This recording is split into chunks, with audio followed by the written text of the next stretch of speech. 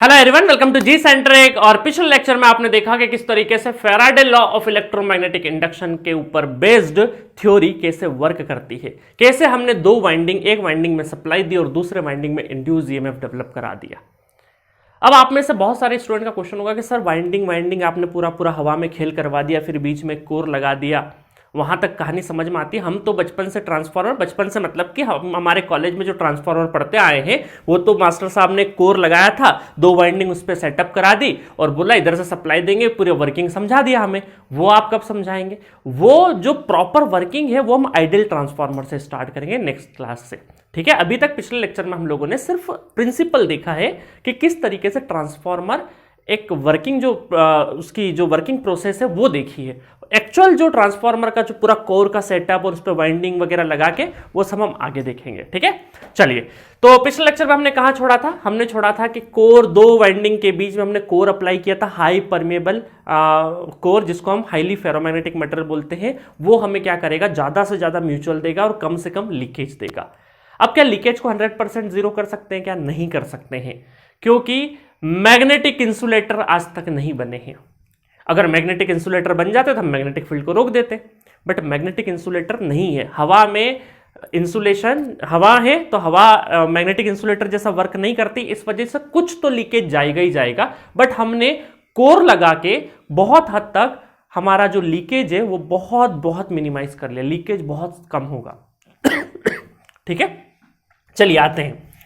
आज हम देखेंगे कंस्ट्रक्शन डिटेल देखेंगे ट्रांसफार्मर की। और ये जो लेक्चर है यहां से क्वेश्चंस आएगा ही आएगा, एक या दो क्वेश्चन यहां से 100% बनते हैं। बहुत अच्छे से ध्यान से सुनिएगा, आधे घंटे के अंदर मैं सारे कंस्ट्रक्शन की डिटेल एक एक करके बहुत डिटेल वर्जन में बता दूंगा आपको। ठीक है, चलिए। तो ट्रांसफार्मर कुछ इस तरीके से दिखता है ना, जो आपने गली नुक्कड़ पे देखा होगा, उसके अंदर का जो स्कीमेटिक डायग्राम जो होता है वो कुछ इस तरीके से होता है। ये ट्रांसफार्मर का मेन टैंक है। क्या है? मेन टैंक के अंदर ये जो डॉटेड लगा है, ये सारा का सारा क्या है? ऑयल। इसको क्या बोलते हैं? ऑयल है। ये पूरा का पूरा ऑयल भरा हुआ है। ट्रांसफार्मर ऑयल पूरा का पूरा इसमें पूरे मेन टैंक में फिल है।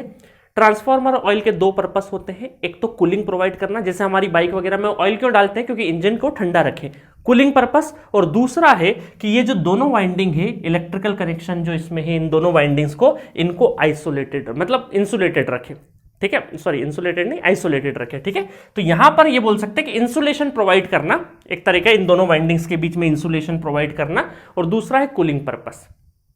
ठीक है, आइसोलेटेड तो है ही सही, इंसुलेशन प्रोवाइड करना। ठीक है, तो ऑयल के दो पर्पस, मैं सब कुछ लिखवा दूंगा, आपको अभी लिखने की जरूरत नहीं है। अब देखो इस मेन टैंक के अंदर क्या है? कोर। ये कोर हमारा जो पिछले लेक्चर में हमने बनाया था, ये कोर है, और ये दोनों वाइंडिंग है। अब ये दोनों वाइंडिंग को हम प्राइमरी सेकेंडरी भी बोलते हैं, बट जैसे जैसे हम थोड़े से मैच्योर होंगे तो प्राइमरी सेकेंडरी की बजाय हम क्या बोलेंगे? एचवी और एलवी, हाई वोल्टेज वाइंडिंग और लो वोल्टेज वाइंडिंग, इनको बोलते हैं वाइंडिंग्स। क्या बोलते हैं? वाइंडिंग्स। कोर के ऊपर, कोर किससे बना रहता है? सीआरजीओस मेटल का बना होता है। इसके ऊपर वाइंडिंग रैपअप करी है हम लोगों ने, जिसको एचवी और एलवी बोलते हैं। प्राइमरी और सेकेंडरी इसलिए नहीं बोलते हैं, मतलब उसका भी एक लॉजिक बता ही देता हूं आपको। प्राइमरी का मतलब जिधर से साइड हम सप्लाई दे रहे हैं उसको हम प्राइमरी बोलते हैं, जिस साइड लोड कनेक्ट करते हैं उसको सेकेंडरी बोलते हैं।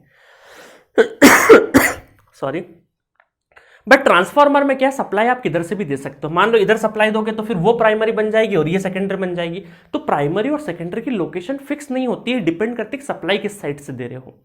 ठीक है, तो जैसे जैसे हम थोड़े से बड़े होंगे तो फिर हमने सोचा कि हम क्यों ना एचवी और एलवी बाइंडिंग बोले। क्यों? क्योंकि हमें पता है कि ट्रांसफार्मर में स्टेप अप और स्टेप डाउन काम को करने के काम आता है। इस वजह से एक वाइंडिंग हाई वोल्टेज होगी और एक लो वोल्टेज होगी।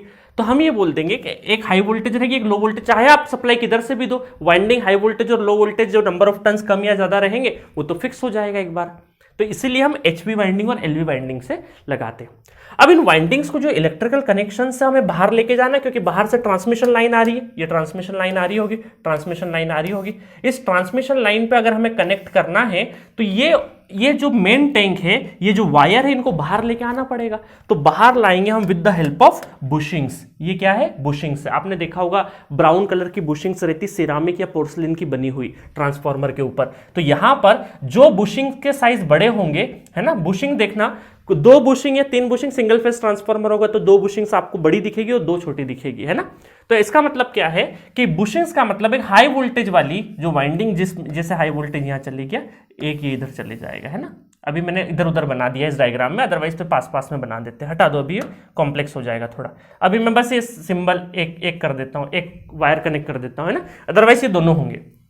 तो जो HV बाइंडिंग है वो HV वाली बुशिंग से, HV मतलब कौन सी बुशिंग, बड़ी, क्योंकि भाई ज्यादा वोल्टेज है तो ज्यादा पोर्सलिन या फिर ज्यादा सिरेमिक मटेरियल का बना हुआ रहेगा ना वोल्टेज को इंसुलेट करने के लिए। तो बुशिंग का काम क्या है कि भाई ये जो इंटरनल वाइंडिंग से ट्रांसफार्मर के टैंक के अंदर इसको बाहर लाना, टैंक से बाहर लाने के काम आए, ठीक है। चलो, और ये सिमिलरली LV वाइंडिंग हम लोग ये छोटी बुशिंग्स के, तो ये है बुशिंग्स, बुशिंग का भी पर्पस समझ में आ गया। अब ये जो व्हील क्यों लगा रखे सर, व्हील इसलिए लगा रखे क्योंकि बड़े बड़े ट्रांसफार्मर होंगे आपके घर के बराबर, और भी उससे बड़े बड़े ट्रांसफार्मर बनते हैं, तो इसको मान लीजिए ट्रेन से आया है तो आपको प्लांट तक ले जाना है, तो प्लांट तक कैसे ले जाएंगे, धक्का मार के उठा के तो ले जा नहीं सकते, तो इसीलिए क्या करते हैं, व्हील्स देते हैं। ये व्हील्स क्या होते हैं, वैसे ही होते हैं जैसे और ये पटरी पे चल सके, जैसे ट्रेन का एक डब्बा होता है कि नहीं जो पटरी पे चला देते हैं, तो सिमिलरली कुछ पटरियां बिछा देते हैं प्लांट के अंदर, और उसके ऊपर ये व्हील सेटअप करके धीरे धीरे धीरे धीरे धकाते हैं। मतलब आपके प्लांट के कोई भी थर्मल पावर स्टेशन है उसके मेन एंट्री से लगा के जहां ये इंस्टॉल होना है वहां तक ले जाने में कम से कम 4-5 दिन लग जाते हैं, क्योंकि धीरे धीरे धीरे धीरे सरकता है ये, ठीक है। चलो, अब देखो इस ये जो ऑयल है, अंदर ऑयल है, इसको थोड़ा ठंडा भी रखना है हमें, है ना भाई, इसको बहुत ज्यादा गर्म नहीं होना चाहिए, ठंडा रहना है। तो ठंडा रखने के लिए क्या है, अलग अलग तरीके की मेथड अपनाई जाती है।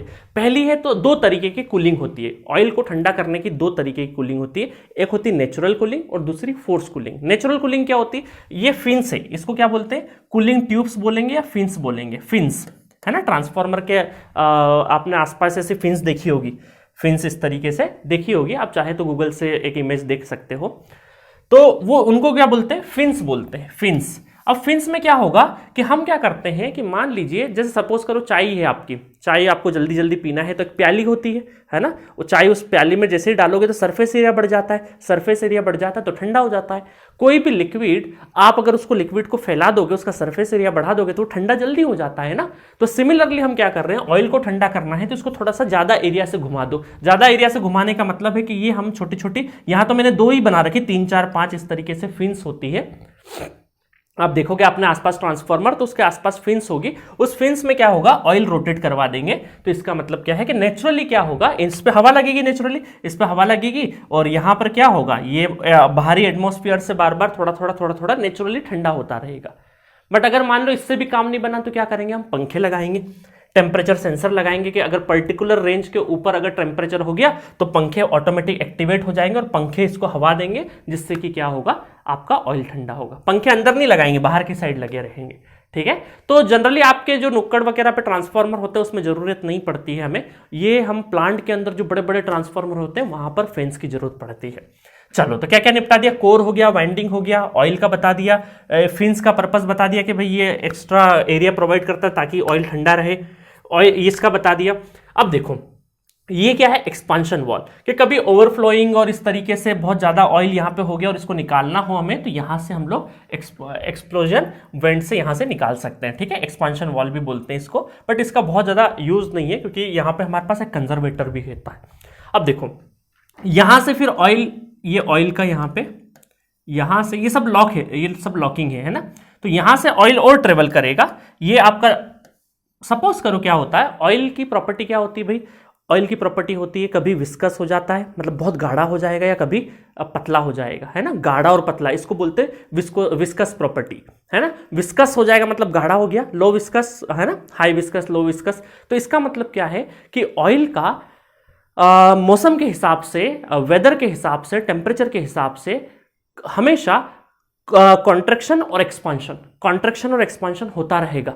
इस ऑयल का कॉन्ट्रैक्शन और एक्सपांशन होता रहेगा। जैसे आप सर्दियों में देखोगे कि तो आपकी गाड़ी अचानक से चालू नहीं होती, सुबह सुबह आप सेल्फ स्टार्ट करोगे तो होगी नहीं, क्योंकि ऑयल क्या होता है, दिन भर से जम जाता है।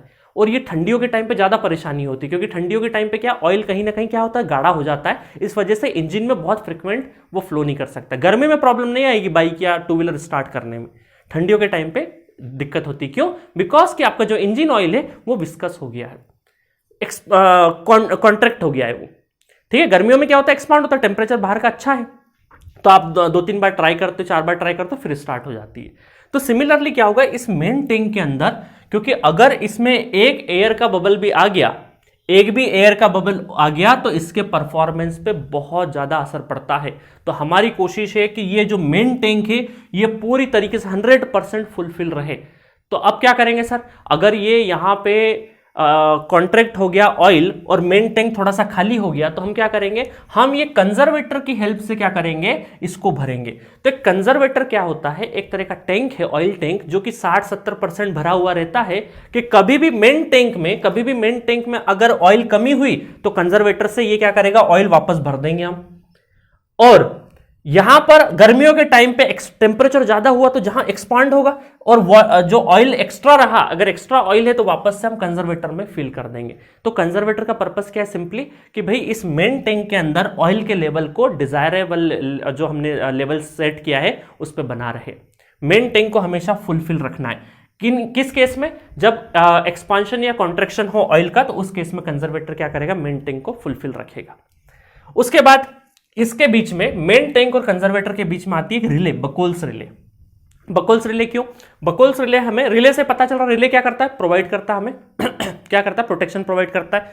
तो इस मेन टैंक के अंदर वाइंडिंग में या कुछ भी इस तरीके की हरकत हुई कि शॉर्ट सर्किट हुआ या कुछ भी ऐसा हुआ, तो बकोल्स रिले क्या करेगा, ट्रिप कर देगा, ट्रांसफॉर्मर को क्या कर देगा, ट्रिप कर देगा, इसमें और ज्यादा डैमेज नहीं होने देगा। तो यहां पर ये क्या करेगा, इसमें जो भी इंटरनल फॉल्ट होगा इस मेन टैंक के अंदर, उसको सेंस करेगा और एक्टिवेट करेगा बकोल्स रिले। तो पूछा जाता है बकोल्स रिले का पर्पस क्या है, to prevent internal fault of the transformer. ठीक है, उसके बाद फिर कंजर्वेटर, देखो कंजर्वेटर 60 to 70 फिल्ड हुआ है, तो यहां पे बाकी तो एयर बचा हुआ है ना, तो ये यहां पे भरते टाइम पे हो सकता है, कंजर्वेटर को भरते टाइम पे या नॉर्मली बहुत टाइम हो गया तो हो सकता है ऑयल के अंदर कुछ मॉइस्चर कंटेंट आ जाए, क्योंकि मॉइस्चर अगर आ गया तो फिर यहां पर क्या है, देखिए ऐसा एयर मॉइस्चर ये कुछ भी होना नहीं चाहिए, क्योंकि ये जैसे ही होंगे तो हमारे यहां पे परफॉर्मेंस इफेक्ट करेगा। ठीक है तो जो भी मॉइस्चर है उस मॉइस्चर को क्या करना पड़ेगा, एब्जॉर्ब करना पड़ेगा। तो हमने एक ब्रीथर लगाया, ये क्या बनाया, ब्रीथर क्या करेगा, ब्रीथर के अंदर जो बना होता है, बनावट जो होती है ब्रीथर की, वो ग्लास वाली होती है, ताकि ब्रीथर हमें बाहर से दिख सके। इसका मतलब क्या होता है, इस ब्रीथर के अंदर छोटे छोटे क्रिस्टल्स होते हैं। किसके क्रिस्टल्स होते हैं, सिलिका जेल के क्रिस्टल्स होते हैं। सिलिका जेल के क्रिस्टल्स होते हैं जो कि CuCl2 इंप्रेग्नेटेड होते हैं। ये जब इंस्टॉल करते हैं क्रिस्टल्स, ये जब ब्लू कलर के होते हैं, व्हाइटिश ब्लू होता है वैसे तो कलर इसका, ब्लू कलर के होते हैं। और जब मॉइस्चर एब्जॉर्ब कर लेगा, बहुत ज्यादा एब्जॉर्ब कर लिया कि अब हाँ इसकी कैपेसिटी फुलफिल हो गई है, बहुत ज्यादा एब्जॉर्ब कर लिया है इसने मॉइस्चर को, तो ये मॉइस्चर एब्जॉर्ब करके पिंक कलर में कन्वर्ट हो जाएगा। काय में कन्वर्ट हो जाएगा, पिंक कलर में। तो जैसे ही इन क्रिस्टल का कलर पिंक हो गया, तो हम क्या करेंगे, इस सिलिका जेल के क्रिस्टल्स को वापस बदल देंगे, नए डाल देंगे, इनको हटा लेंगे, ताकि हमारा मॉइस्चर इसने एब्जॉर्ब कर लिया। तो पिंक कलर जैसे ही हो जाएगा तो हमें समझ में आ जाएगा कि भाई इसके अंदर जो भी मॉइस्चर है वो पूरा का पूरा आ चुका है, अब इसकी कैपेसिटी फुलफिल हो गई है, इसको वापस बदलना जाए। इंस्टॉल करते टाइम पे ब्लू कलर होगा। तो पूछा जाता है कि भाई सिलिका जेल क्रिस्टल का जब एब्जॉर्ब कर लेगा तो उसका कलर क्या हो जाता है, पिंकिश कलर हो जाता है। इंस्टॉल करते तब ब्लूइश कलर, व्हाइटिश ब्लू होता है, वैसे ब्लू भी लगा दोगे चलेगा। CuCl2 इंप्रेग्नेटेड होता है। ब्रीथर का काम क्या है, कई बार ये क्वेश्चन पूछा जाता है, तो ब्रीथर का काम क्या है भाई, एब्जॉर्ब करना, मॉइस्चर को एब्जॉर्ब करना ट्रांसफॉर्मर टैंक से। कंजर्वेटर का काम क्या है, ये सब ऑलरेडी बता दिया कि भाई मेन टैंक को फिल करना है। ठीक है, तो ऑलमोस्ट मैंने सारी के सारी जो छोटी छोटी डिटेल्स थी वो बता दी। अब मैं 1 by 1 यहां पे क्या करूंगा, एक एक करके बता। देखो ये जो है ना, यहाँ पे जो मैंने सीधा कनेक्ट कर दिया है, ये अभी इस डायग्राम में सीधा कनेक्टेड, बट ये सीधा नहीं होता, 9.5 डिग्री के एंगल पे होता है। देखो ये इसको जिस तरीके से दिखता है, बकोल्स रिले इतना बड़ा शेप दिखता है, फिर कंजर्वेटर और ये मेन टैंक, और यहाँ पर ये जो एंगल है ना वेंट पाइप, ये 9.5 डिग्री के आसपास होता है। मैकेनिकल डिजाइन है कि भाई ऑयल का फ्लो किस तरीके से होना चाहिए, उसके ऊपर पूरा का पूरा ये एंगल सेट है ना। तो एक डायग्राम और बता दिया मैंने, ये सीधा सीधा कनेक्ट नहीं होता, यहाँ पे एक एंगल से जाता है। बकोल्स रिले छोटा सा बनाया ना मैंने, यहाँ पे बड़ा बता दिया। ठीक है, तो देखो ये जितने भी पॉइंट मैं डिस्कस कर रहा हूं, जितने भी मैं अभी तक ये कहानी कथा सुना रहा हूं, यहां से हर एक जगह से क्वेश्चन आने की संभावना है, हर एक जगह से। ठीक है, तो इनको हम क्या करते हैं, थोड़ा सा समराइज करते हैं। पहला समराइज क्या करें, कोर। अब देखो कोर हम लोग कैसे बनाते हैं, कोर में ये वाला जो हिस्सा होता है जिसपे वाइंडिंग सेटअप होती है, इसको बोलते हैं लिम्ब, है ना। लिम्ब या लेग, दो और लेग भी बोलते हैं कई बार, लिम्ब या फिर लेग, जिसपे वाइंडिंग सेटअप होती है। और जिसपे नहीं होती उसको क्या बोलते हैं, यॉक। क्या बोलते हैं, यॉक। अब आप देखो कि ये जो यॉक है ये थोड़ा सा पतला है और ये थोड़ा सा मोटा है, तो ऑब्वियस ही बात है कि भाई इस पे वाइंडिंग आएगी, इस पे वजन ज्यादा आएगा, इस वजह से इसकी जो एरिया है ये थोड़ा सा बड़ा रहेगा, इसका एरिया छोटा रहेगा। तो यॉक थोड़ा सा कम रहेगा, लिम्ब थोड़ा सा एरिया ज्यादा रहेगा। ठीक है, किसका मटेरियल का बना होता है? CRGS, cold rolled grain oriented steel, और लेमिनेटेड होती है। ऐसा नहीं कि डायरेक्ट एक टुकड़ा लेके आए और लगा दिया, नहीं, लेमिनेशन होंगे, छोटी छोटी चिप्स होगी और उसकी जो लेमिनेशन थिकनेस होगी 0.35 mm थिक होगा। देखो ये छोटी छोटी जो चिप्स है ना, छोटी छोटी चिप्स होगी और इनके बीच में वार्निश का एक वार्निश कोटिंग रहेगी, जिसको हम क्या बोलते हैं? लेमिनेशंस बोलते हैं। 0.35 थिकनेस की रहेगी। ठीक है, ये कुछ इस तरीके से ई वाले शेप में अलग अलग चिप्स। आपने घर में छोटा मोटा ट्रांसफार्मर देखा हो तो उससे उसको खोलोगे तो आपको थोड़ा सा वार्निश टाइप का थोड़ा ऑयली महसूस होगा, वो एक तरह का इंसुलेशन ही है। और आप देखोगे चिप्स अलग अलग तरीके से मिलेगी, आपने घर में कभी छोटा मोटा ट्रांसफार्मर खोला हो तो। ठीक है, तो ये इस तरीके से कोर इस तरीके से बनता है, छोटे छोटे चिप्स के फॉर्मेट में। ठीक है, और ये मोटा जो है ये पूरा उस पर क्या होगा? आपका वाइंडिंग रैपअप होगा। अच्छा, ये चिप्स करते क्यों हैं? ये चिप्स इसलिए करते हैं क्योंकि यहां पर एडी करंट को हमें क्या करना पड़ता है? मिनिमाइज करना पड़ता है, क्योंकि कोर के अंदर क्या होगा? एडी करंट ट्रेवल करेगा। ये सर एडी करंट होता क्या है? ये अभी मैं डिटेल वर्जन में कोर लॉस जब पढ़ाऊंगा तब आपको बताऊंगा। ठीक है, तो ये छोटे छोटे क्या होता है इस कोर के अंदर? देखो क्या होता है, हम चाहते हैं कि भाई वाइंडिंग के अंदर ही करंट रहे, इस कोर के अंदर करंट नहीं जाए। उसके लिए हमने जितनी कोशिश कर सकते थे उतनी हमने कोशिश करी। भाई सिलिका 3 से 4% सिलिकॉन भी मिला दिया हम लोगों ने, है ना, सिलिकॉन भी मिला दिया 3 से 4%, और हाईली फेरोमैग्नेटिक बना दिया, इसकी कंडक्टिविटी कम से कम कर दी, बट जीरो नहीं कर पाए। तो कुछ ना कुछ तो कंडक्टिविटी रहेगी, जिसकी वजह से क्या होगा? इसमें एडी करंट फ्लो करेगा। और ये एडी करंट क्या करता है? हमें फिर ये कोर को क्या कर देगा? हीटअप कर देगा, गर्म कर देगा ना, और टेम्परेचर तो हमारा दुश्मन है। तो इसी वजह से हम क्या करते हैं इस एडी करंट को कम करना, तो हम इसके पाथ को कन्फाइंड कर देते हैं। पाथ को मतलब क्या करते हैं? इसके जो रास्ते हैं इसमें रुकावट डाल देते हैं, जैसे चिप्स के फॉर्मेट में, है ना। मान लीजिए ये बड़े एरिया, एक ही एरिया होता तो ऐसे घूमता, अब हमने क्या कर दिया? इसको कट कर दिया, तो कट कर देंगे तो ये छोटे छोटे एरिया में कन्फाइंड हो जाएगा, बिल्कुल छोटे एरिया में कन्फाइंड हो जाएगा। जैसे ही थोड़ा सा आगे गया फिर चिप्स मिल गई, थोड़ा सा आगे गया फिर चिप्स मिल गई, है ना। इंसुलेशन वाले लेमिनेशन किया ना हमने, इंसुलेटेड है और लेमिनेशन से, तो इसकी वजह से क्या है? उसके पाथ को हमने बार बार ब्रेक किया है, तो इसका मतलब कि एडी करंट क्या हो जाएगा? थोड़ा सा मिनिमाइज हो जाएगा। तो इतना सब डिटेल याद नहीं रखना। आपको कभी भी कोई पूछे भाई लेमिनेशन करते क्यों है, तो आपका एक ही आंसर है, टू रिड्यूस एडी करंट। समझ में आया? बस ये जो मैं आखिरी में वन लाइनर बोल रहा हूं ना, सारे के सारे क्वेश्चन बन के आएंगे आपके एग्जाम में। ठीक है, चलो कोर का बता दिया, सीआरजीओस फुल फॉर्म ऑलरेडी मैं बता चुका था, फोटो से और थोड़ा सा अच्छे समझ में आ रहा होगा आपको। ठीक है, चलो नेक्स्ट देखते हैं वाइंडिंग। अब ये जो वाइंडिंग होती है, देखो दो टाइप की वाइंडिंग पढ़ेंगे हम लोग पूरी मशीन में, कॉन्सेंट्रेटेड और डिस्ट्रीब्यूटेड टाइप की। तो डिस्ट्रीब्यूटेड वाइंडिंग हम लोग हमारी मोटर्स में पढ़ेंगे। यहां पर ट्रांसफार्मर में क्या पढ़ते हैं? कॉन्सेंट्रेटेड टाइप की। कॉन्सेंट्रेटेड टाइप की मतलब एक ही जगह पे इस तरीके से गोल गोल हो जाए, स्पेस के अंदर ये क्या करे? डिस्ट्रीब्यूट नहीं रहे, स्पेस डिस्प्लेस नहीं रहे, स्पेस के अंदर डिस्प्लेस्ड नहीं रहे 120 डिग्री वगैरह पे। बाकी जब हम डिस्ट्रीब्यूटेड वाइंडिंग देखेंगे तो स्पेस के अंदर क्या रहेगी? डिस्ट्रीब्यूटेड रहेगी। यहां पे सिर्फ हम लोग टाइम स्पेस्ड करंट, है ना, टाइम वेरिंग करंट हम लोग लेंगे, जो कि साइनोसॉइडल होता है ना। और ये वाइंडिंग का जो पैटर्न रहेगा इसको बोलते हैं कॉन्सेंट्रेटेड टाइप वाइंडिंग। ये क्वेश्चन आता है कि भाई ट्रांसफार्मर वाइंडिंग का टाइप क्या होता है? डिस्ट्रीब्यूटेड या कॉन्सेंट्रेटेड? तो क्या बोलेंगे? कॉन्सेंट्रेटेड। मेनली ये कैसे बना रहता है? कॉपर से बना रहता है। बट मान लीजिए एग्जाम में ऐसा क्वेश्चन है कॉपर दिख ही नहीं रहा है, तो समटाइम्स एल्यूमिनियम भी आप टिक कर सकते हो, बट एल्यूमिनियम से ना के बराबर बनाते हैं हम लोग, मेनली कॉपर से ही बनाते हैं।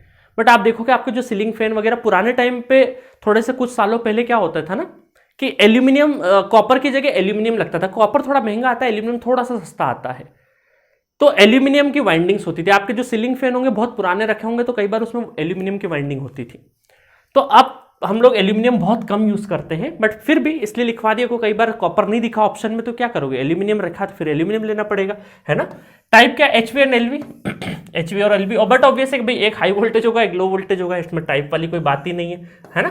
ये देखो ये कोर इस तरीके से मैग्नेटिक फ्लक्स जा रहा है, ये प्राइमरी सेकेंडरी का मतलब मैंने क्या बताया? सेकेंडरी साइड में लोड और प्राइमरी साइड में सप्लाई। सप्लाई इधर दे दोगे तो ये प्राइमरी बन जाएगी, तो प्राइमरी सेकेंडरी फिक्स नहीं है, तो बोलना गलत हो जाता है हमारे आगे। जैसे हम थोड़ा सा अच्छे से पढ़ते हैं ट्रांसफार्मर, तो एचवी एलवी में पढ़ेंगे हम लोग सिर्फ, है ना। चलो ठीक है, यहां तक। चलो वाइंडिंग से आ गया हमारा। सेकंड थर्ड क्वेश्चन कहां से आता है? ट्रांसफार्मर ऑयल ऑलरेडी बता दिया मैंने, प्रोवाइड इंसुलेशन, है ना, दो वाइंडिंग्स के बीच में इंसुलेशन प्रोवाइड करेगा, और साथ में क्या है, कूलिंग, ट्रांसफार्मर को ठंडा रखना। ट्रांसफार्मर का जो कोर है उसके टेम्परेचर को ठंडा रखने के लिए क्या काम आता है? ऑयल। इन देखिए गांव कस्बे में क्या होता है, ऑयल चोरी करके ले जाते हैं बहुत सारे लोग, ऑयल चोरी करके ट्रांसफार्मर के ऑयल को बेच देते हैं क्योंकि महंगा होता है वो ऑयल, है ना। इनहेबिटेड ऑयल और सिंथेटिक ऑयल, ये एस्केरेट, पायरोकॉल, ये बहुत सारे अलग अलग नाम हैं, बट आपको कभी भी ट्रांसफार्मर ऑयल का नाम आए तो सिंथेटिक ऑयल ज्यादातर ऑप्शन में मिलेगा आपको, या एस्केराइट या पायरोकॉल भी हो सकता है। ये वैसे सारे ऑयल जो डिस्टिलेशन प्रोसेस से निकलता है ना, बॉम्बे हाई वगैरह जैसे पेट्रोल डीजल वगैरह सब क्रूड से बनता है सारा का सारा। पहले तो क्रूड निकलता है, फिर उससे अलग अलग कैटेगरी के ऑयल्स बनाते हैं, तो वैसे ही सेम प्रोसेस इसका डिस्टिलेशन वाला प्रोसेस होता है जिससे हम सिंथेटिक ऑयल वगैरह यूज करते हैं। इसमें दो नाम याद रख सकते हो आप चाहो तो, एस्केराइट या पायरोकॉल, अदरवाइज इतना डिटेल नहीं आएगा, है ना। प्रॉपर्टीज क्या होनी चाहिए, ऑयल की प्रॉपर्टी क्या होनी चाहिए भाई? ऑयल की प्रॉपर्टी वैसे तो नहीं पूछी जाती, बट लिखवा दी मैंने, कभी कोई ऑप्शन दिख जाए तो। High dielectric strength, low viscosity, है ना, बहुत ज्यादा विस्कस नहीं होना चाहिए, कम विस्कस होना चाहिए, good resistance, high flash point, free from sludges, moisture repellent, ये जो अच्छी अच्छी बातें हैं, है ना, अच्छी अच्छी बातें हैं, सारी के सारी पूछी जा सकती है एक बेहतर ऑयल के लिए, ठीक है। तो अगर चार ऑप्शन मिलेंगे तो यहाँ पे आपके नोट्स में रहेगा, तो कभी टिक कर देना, कम आएगा वैसे यहाँ से क्वेश्चन। चलो हाँ, ये जरूर आ सकते हैं, ये जो 2 पॉइंट है ऑयल के, ये क्वेश्चन आते हैं यहां से, है ना। ये प्रॉपर्टी के ऊपर बहुत ज्यादा क्वेश्चन नहीं पूछे जाएंगे।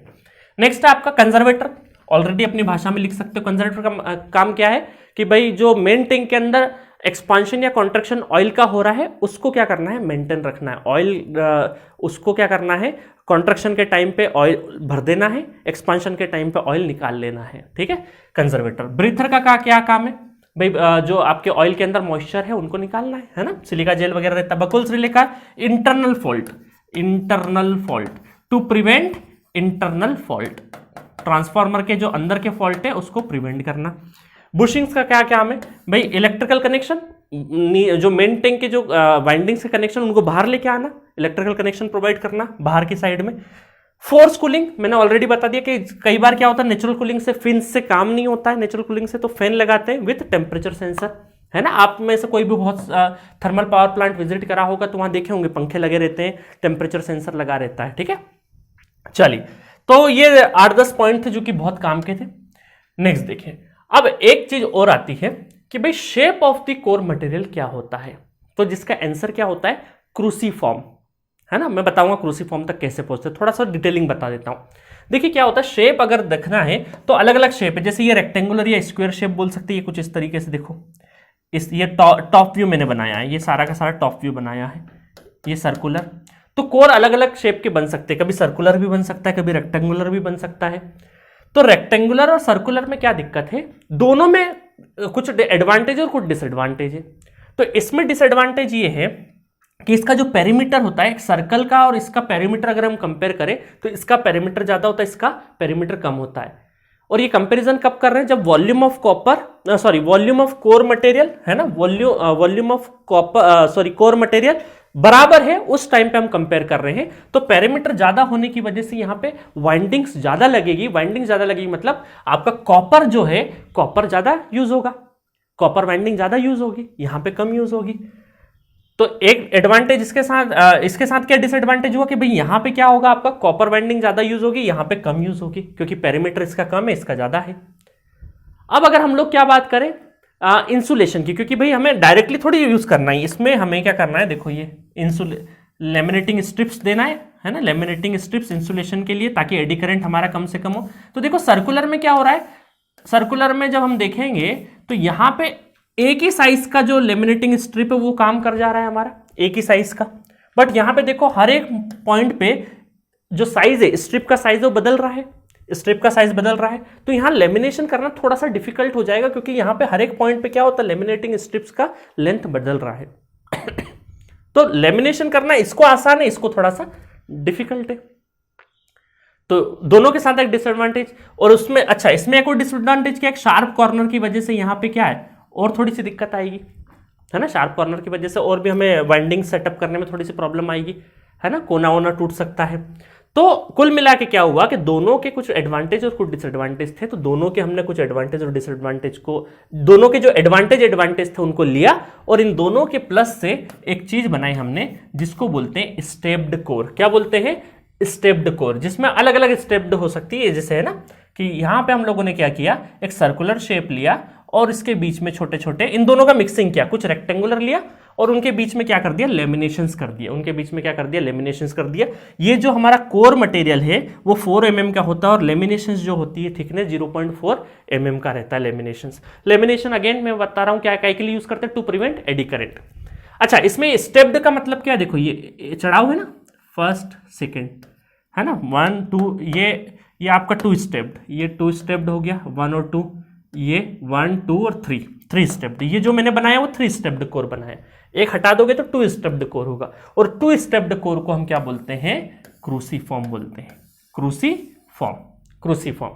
तो ये नाम याद रखना है बस, बाकी ये सब जो मैंने कहानी बताई है वो उसका कोई काम नहीं है, उसका कोई भी काम नहीं है। आपको सिंपली याद रखना है कि भाई shape of the core material क्या होता है, क्रूसीफॉर्म। क्रूसीफॉर्म अगर ऑप्शन में नहीं दिखे तो 2 स्टेप्ड दिखेगा, अगर ये भी नहीं दिखे तो 3 स्टेप्ड कोर दिखेगा, वो लगा देना है।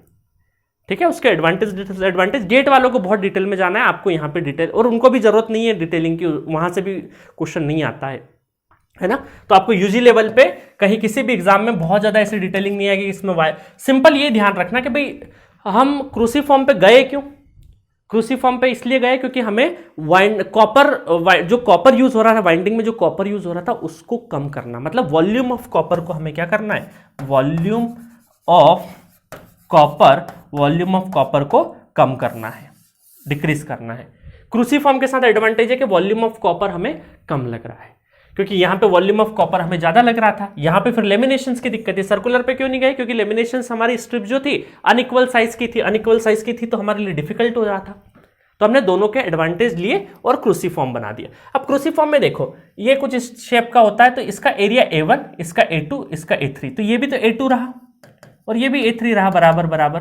तो एक A1 है, बाकी 2 A2 और 2 A3 है। तो एक्चुअल जो एरिया होगा A1 + 2 A2 + A3, कोर का मैं एक्चुअल एरिया मानू अगर तो ये वाला है, बट अपेरेंट ग्रॉस एरिया जो मानू, अगर तो ग्रॉस एरिया तो पूरा सर्कल है, एरिया ऑफ सर्कल। तो एक फैक्टर निकल के आता है स्टेकिंग फैक्टर, ये आपसे एग्जाम में पूछा जाता है। स्टेकिंग फैक्टर का रेशियो क्या होता है, actual area of core upon apparent area of core. तो जाहिर सी बात है भाई, एक्चुअल एरिया ज्यादा होगा एरिया ऑफ सर्कल में, तो भाई लेमिनेशन और कोर दोनों के दोनों है, तो अपेरेंट एरिया ज्यादा होगा और एक्चुअल एरिया कम होगा, है ना। एक्चुअल एरिया क्या रहेगा, कम रहेगा, अपेरेंट एरिया ज्यादा रहेगा, क्योंकि अपेरेंट एरिया ऑफ सर्कल में तो क्या लेमिनेशंस भी है। तो इसका मतलब है कि न्यूमरेटर आपका क्या रहेगा, कम, और डिनोमिनेटर ज्यादा रहेगा, तो 1 से कम रहेगा। ये 0.7, 0.8, 0.9 के आसपास ये अलग इस तरीके की वैल्यू आ सकती है इसकी। तो स्टेकिंग फैक्टर याद रखना, ये फॉर्मूले के लिए सारी कहानी बतानी पड़ी आपको, ठीक है। जैसे हम मान लीजिए कोई बाजार से कुछ भी सामान लेने गए, शक्कर लेने गए थोड़ी देर के लिए, तो शक्कर एक्चुअल है हमारा, उसके अंदर जिस झोले में लेके आए हैं वो वेट कैसे करेगा, एक पन्नी लगाएगा फिर शक्कर देगा। तो थोड़ा सा जो माइन्यूट सा वेट है वो तो हम इग्नोर कर देते हैं, बोलते हैं क्या कि भाई पन्नी जो आपने दी, पॉलिथीन जो दी है, जिस पॉलिथीन में आप शक्कर लेके आ रहे हो उसका वेट भी तो रहेगा, उसका वेट काटो। बट हम नहीं बोलते क्योंकि बहुत कम रहता है। बट वहीं सोना ले रहे हो तो वही वेट हम क्या करते हैं, 4 बार चेक करते हैं।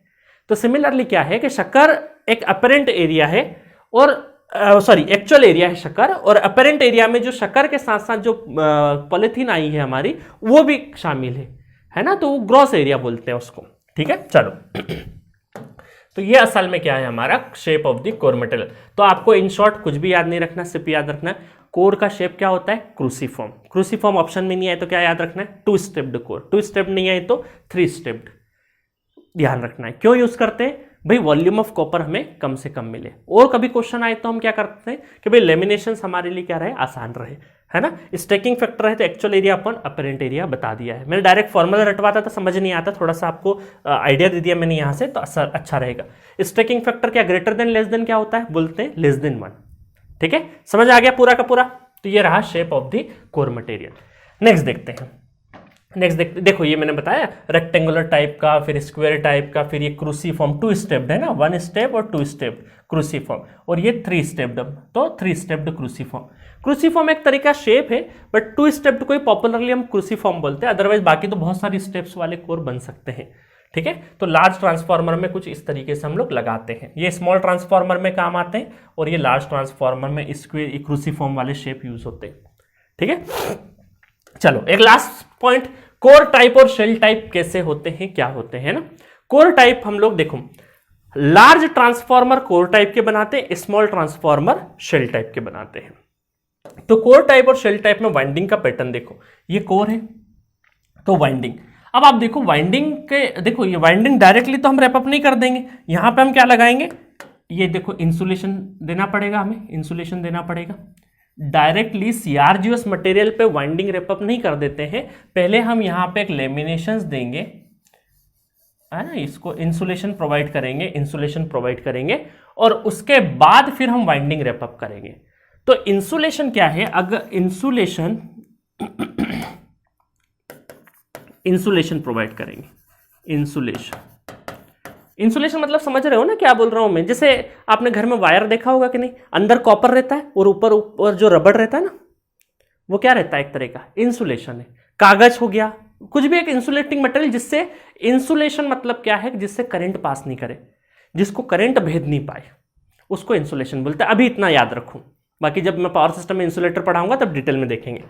तो ये जो इंसुलेशन होता है, ये अगर वोल्टेज ज्यादा होगा तो हमें इंसुलेशन भी ज्यादा लगता है, क्योंकि insulation directly affected the voltage rating, तो वोल्टेज ज्यादा तो हमें इंसुलेशन की ज्यादा जरूरत पड़ेगी, ये चीज हमेशा ध्यान रखना।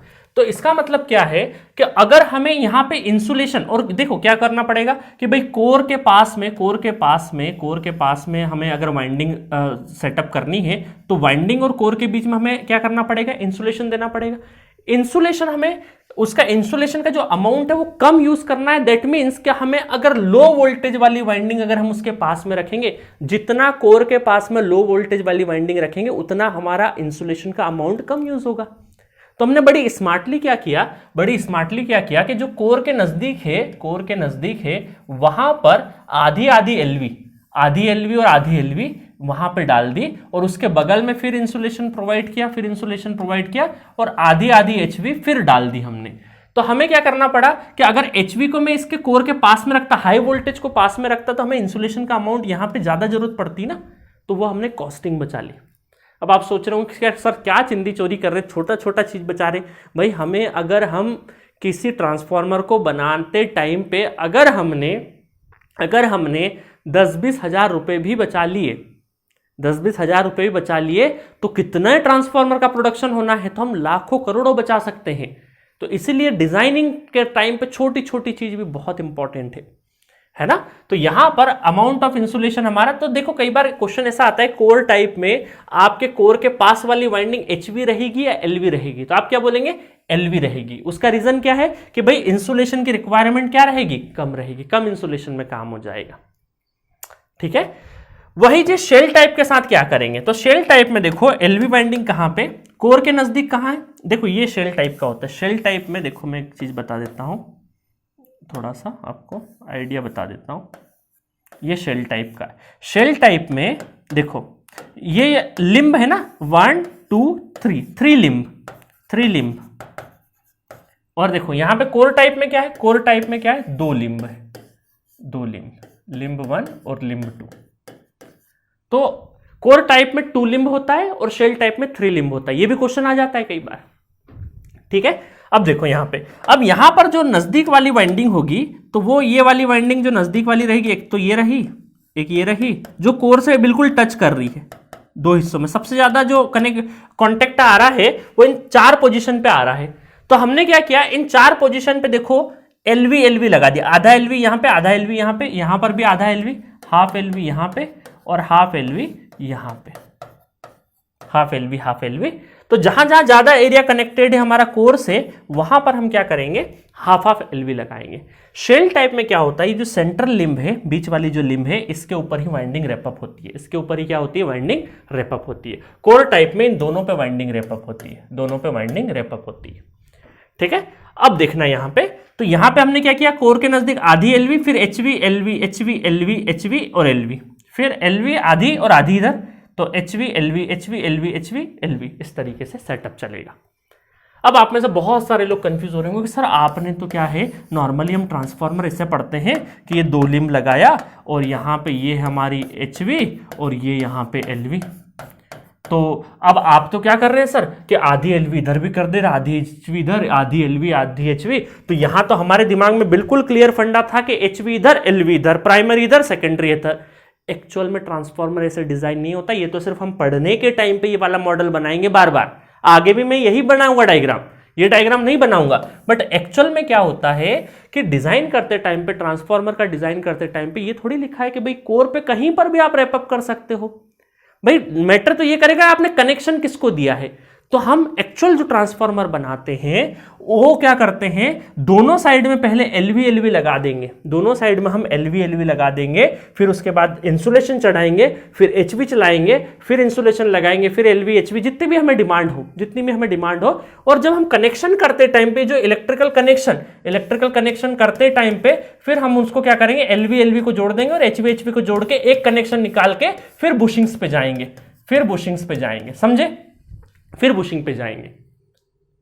तो ऐसा नहीं होता, जो हमें दिख रहा है वैसा एक्चुअल डिजाइन नहीं होता है, समझ गए। तो इलेक्ट्रिकल कनेक्शन की क्या खासियत है कि भाई कनेक्शन पूरा, आप सपोज करो आपके घर में किचन के अंदर एक बल्ब है और उसका वायर लेके 4-5 पीछे 2-3 घर के 3-4 कमरे से होते हुए आप आ जाओ और कहीं दूसरी जगह पे क्लब कर दो उस वायर को। तो जैसे आप एक्शन दोगे तो आपका बल्ब कहां जल रहा है, कहीं और जल रहा है। तो सिमिलरली हम वाइंडिंग कहीं पर भी प्लेस करें, उसका कनेक्शन प्रॉपर निकाल के हम कहीं पे ले जा सकते हैं, बिल्कुल ले जा सकते हैं। तो ये सारा का सारा हम क्यों कर रहे हैं। अब आप बोल रहे होंगे सर बहुत ज्यादा कॉम्प्लेक्स कर रहे हैं, कॉम्प्लेक्स नहीं कर रहे हैं, क्योंकि डिजाइन हमारे लिए कॉस्टिंग कम से कम करना है। तो हमें जो इंसुलेशन पार्ट है वो कम से कम लगे, इस वजह से हम क्या कर रहे हैं कि एलवी एलवी को जितना नजदीक, हमें लो वोल्टेज को हम कोर के जितना नजदीक लगा सके उतना हमें क्या होगा, फायदा होगा। देखिए सिमिलरली यहां पर भी है ना, तो ये एलवी फिर एचवी, एलवी और एचवी, तो दोनों साइड में हमने क्या किया, दोनों साइड में पहले एलवी एलवी लगा दी, ठीक है। बाकी तो आप YouTube पे देख सकते हो कि भाई ट्रांसफार्मर के अंदर वाइंडिंग होगा तो बहुत अच्छा विजुअल आपको मिल जाएगा। YouTube पे आप सर्च करोगे कि वाइंडिंग डिजाइन बताओ ट्रांसफार्मर का, तो आपको प्रॉपर वो कागज का एक या बहुत सारे अलग अलग टाइप के इंसुलेशन मटेरियल लगाते हैं, फिर वाइंडिंग रैपअप करते हैं और उस तरीके से चलता है। तो मेनली आपका लो वोल्टेज लो पावर के लिए, स्मॉल ट्रांसफार्मर के लिए हम क्या यूज करते हैं, शेल टाइप, और लार्ज ट्रांसफार्मर के लिए क्या यूज करते हैं, हाई वोल्टेज और हाई पावर के लिए कोर टाइप ट्रांसफार्मर यूज करते हैं, ठीक है। तो एट दिस नोट हम लोगों ने पूरा का पूरा कंस्ट्रक्शन डिटेल देख लिया है, मजा आया होगा। और इस तरीके से, क्योंकि हर एक जगह से क्वेश्चन बहुत आते हैं, ये सारी की सारी चीजें आपको ध्यान में रखना है प्रॉपर तरीके से, ठीक है। प्रॉपर तरीके से मतलब प्रॉपर तरीके से, कोल्स रिले का क्या काम है क्या नहीं काम है, सारा का सारा है ना, ये सारा जितना भी बताया मैंने, तो सब नोट्स आपको मिल जाएंगे प्रॉपर तरीके से। इनको याद रखना है, यहां से इक्का दुक्का तिक्का क्वेश्चन बिल्कुल मिलेगा आपको। इससे ज्यादा कंस्ट्रक्शन डिटेल की जरूरत नहीं है, इससे ज्यादा कंस्ट्रक्शन डिटेल की जरूरत नहीं है, ठीक है। तो एट दिस नोट हमारा कंस्ट्रक्शन डिटेल खत्म होता है, बहुत ही कॉम्पैक्ट फॉर्म में मैंने आपको बताया है। नेक्स्ट लेक्चर में हम देखेंगे आइडियल ट्रांसफार्मर। अब हम एक्चुअल ट्रांसफार्मर ऑपरेशनल डिटेल पे जाएंगे, अंदर की साइड में कंस्ट्रक्शन डिटेल हो गई, अब ऑपरेशनल डिटेल पे बात करेंगे। तो मिलेंगे नेक्स्ट लेक्चर में। Okay, thank you so much.